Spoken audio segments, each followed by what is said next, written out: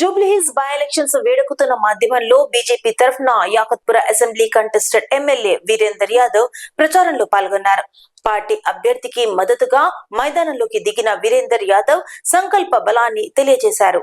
Jubilee Hills by elections ప్రచారం వేడెక్కుతున్న నేపథ్యంలో BJP శ్రేణులు చురుకుదనం పెరిగింది. యాకత్పుర నుంచి కంటెస్టెడ్ ఎమ్మెల్యే వీరేందర్ యాదవ్ ప్రచార బాట పట్టారు.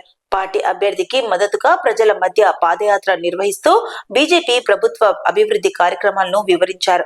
ప్రజల సమస్యలను పరిష్కరించేది కేవలం బీజేపీని అని చెప్పిన వీరేందర్ యాదవ్ జూబ్లీహిల్స్ ప్రజలు మార్పు కోరుకుంటున్నారని అన్నారు. ఈ సందర్భంగా పార్టీ కార్యకర్తల్లో ఉత్సాహం కనిపించింది. ఎంతమంది పొద్దులు లేస్తే ఉద్యోగాల కోసం ఫైళ్లు పట్టుకొని తిరుగుతున్నారు.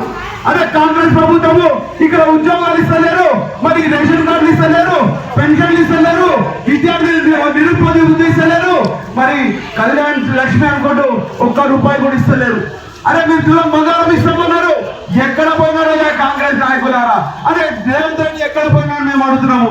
ఈ ప్రభుత్వానికి ఏ మాత్రం చిత్తశుద్ధి ఉంటే మరి చేసిన ఏదైతే 6 గ్యారెంటీలు ఏదైతే ఉన్నాయో ఒక్కటన్నా నెరవేర్చినా ఏ ముఖం పెట్టుకొని ఈరోజు వచ్చి ఓటు అడుగుతారని మేము అడుగుతున్నాము.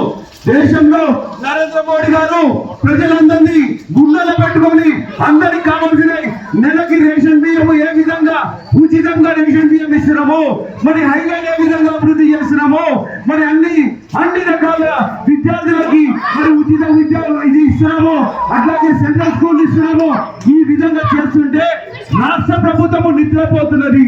కాబట్టి ఒక్కటి మేము దయచేస్తున్నా, అక్కలారా, అమ్మలారా, చెల్లెల్లారా, మీకు ఇక్కడ మరి ఎటువంటి ఆరోగ్య స్కీమ్ కూడా ఇవ్వట్లేదు.